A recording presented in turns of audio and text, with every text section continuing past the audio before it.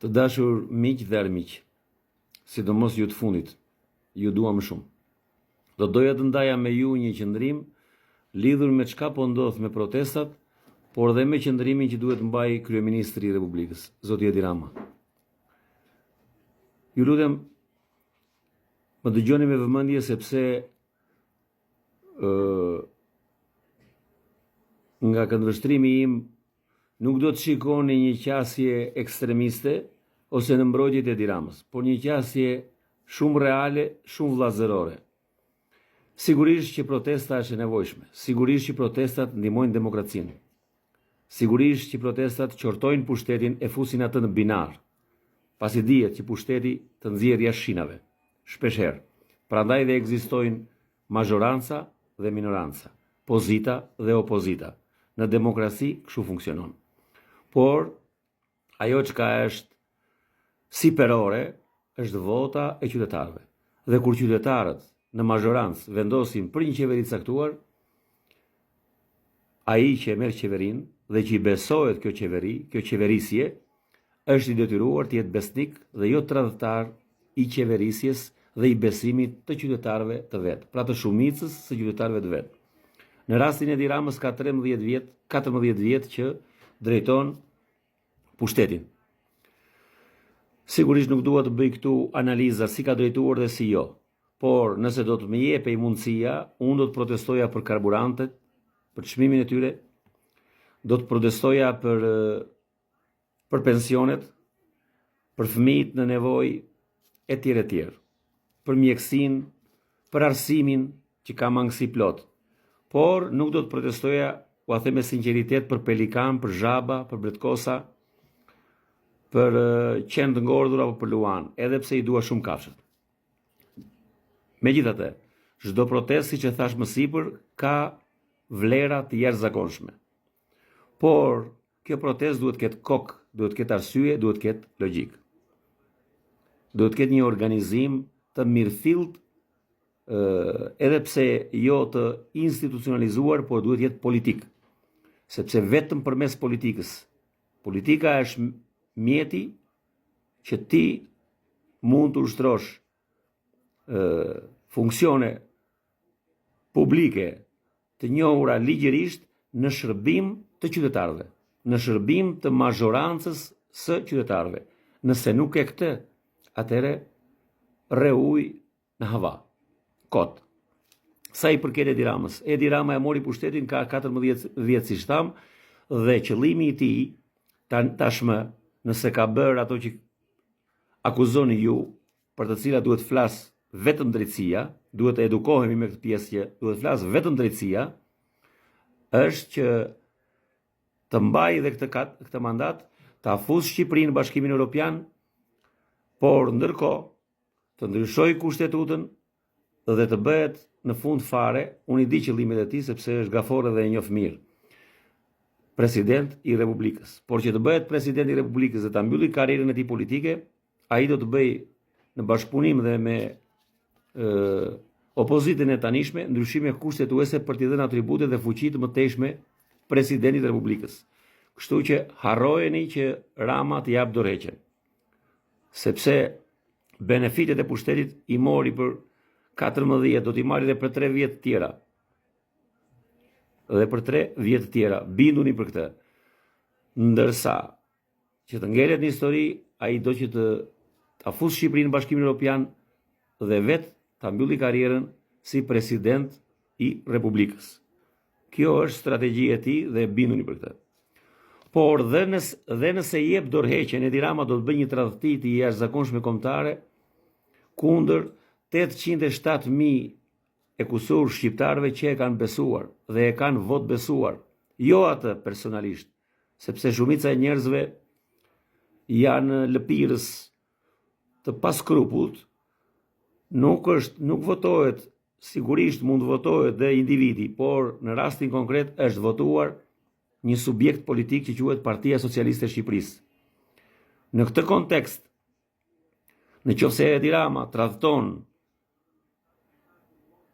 807.000 e kusur njerëz që e kanë votuar, ka tradhtuar Partinë Socialiste, po ka tradhtuar edhe kombin. Sepse kjo është ka tradhtuar edhe Republikën e Shqipërisë ka tradhtuar gjithë shqiptarët për arsye se kjo është një mazhorancë njerëzish që kanë votuar dhe i kanë vot besuar këtë gjë.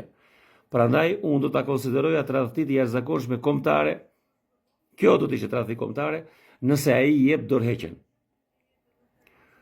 Sepse vërtet protestat janë të mira dhe duhen vlerësuar, duhen respektuar, duhen lejuar, duhen mbështetur qoftë nga policia e shtetit, qoftë nga administrimi i strukturave shtetërore të gjitha. Por 10, 20, 30 apo dhe 100.000 veta nuk mund të jenë ekuivalent nga ana numerike, nëse matematika nuk është opinion, të 800.000 vetave. Pra, janë 800.000 veta, mendimi i tyre është më i vlefshëm se sa mendimi i atyre 100.000 vetave. Unë do doja më tepër të luftonin ose të protestonin për çmimin e karburantit, për pensionet, për shkollat, për mjekësinë që ka ende probleme. Për këto, por të protestoj për zhaba, për bretkosa, për pelikan, se kur nuk më vjen për shtat, jo se nuk i dua kafshët, por nuk jemi ende në atë stat, nuk jemi Norvegjia, as Suedia, as Islanda, as Singapori, as Kanadaja. Nuk jemi ende shumë larg. Nga na dolën gjithë ta kafsh dashës, shpend dashës, kaq të mëdhenj, papritur. Unë mendoj që kjo protestë është e financuar dhe e sponsorizuar nga qaqet huaja dhe në padjeninë e protestuesve, ata po bëjnë punën e tyre dhe po u vete ujë në shtëpinë e tyre. Prandaj kjo protestë çon dhe respekton dhe mbron interesat e të huajve që këtu mos të vinë investime, miqtë e mi. Ju them dhe juve që shani kështu në përrjetet sociale, që jo vetëm që jeni të sharë, sepse unë jam lab dhe nuk e mbaj dot të mbushur, vetëm të mbushur, duhet ta shkrep më njëherë, por që e keni gabim duke ofenduar, duke bërë, sepse jeni bërë copy-paste e protestave të atyre. Nëse do të kishte t'i thrasim logjikës dhe historisë, po edhe të shkuarës, nëse do të kishte një logjikë tërheqje morale, do të tërheqeshin para arsit e Ramës. Për shembull ata që vranë 26 njerëz në një ditë në Gërdec, ku ishit ju? Ose baballarët tuaj. Ata që vranë 4 njerëz në bulevard, ku ishit ju? Ata që shitën detin te Greku, tek qeveria greke në 2009, juve ku ishit? Pra, është alogjike. Është alogjike, jo se mbroj Ramën, po e përsëri. Unë kam qefimet e mia personale pafund. Por binduni miqtë e mi, që mua nuk më pëlqejnë LGBT-t. Ata të shikojnë punën e tyre, halal t'u bëj Zoti të kenë jetë. Mua më pëlqen familja shqiptare, burr edhe grua, e të bëjnë fëmijë të tyre, burr edhe grua. Mua nuk më pëlqejnë ata me mjekra dhe me çitjane, edhe me pantallona shkurtra. Mua më pëlqejnë shqiptarët e ndershëm, që nuk shkojnë fare në xhami, që nuk shkojnë fare në kish, por që e duan Zotin dhe besojnë në Zot. Dhe të besosh në Zot nuk do të thotë të mbash mjekra, gangsterësh, as të mbash pantallona të shkurtra dhe as të ulesh në gjunjë të puthësh kryqin.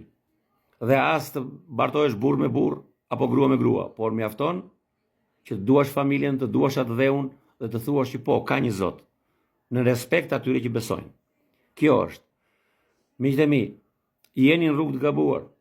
Edi Rama do bëj tradhtim më të madhe kombëtare nëse këta 800.000 e kusur shqiptar i lë mes katër rrugëve dhe bën dorëheqjen. Kjo do të jetë tradhtia e tij. Dhe këtu do ta mbylli me turp.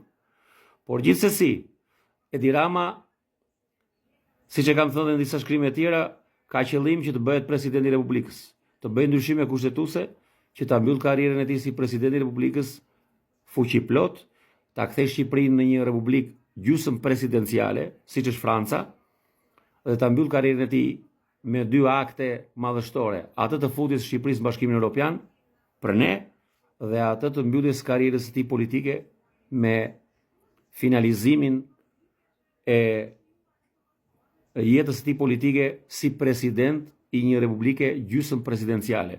Kështu që mos u lodhni kot se Rama nuk e bën këtë sepse ka frikë nga 807.000 shqiptar që e kanë votuar. Binduni për këtë, ka shumë frikë dhe nuk besoj se do e bëj.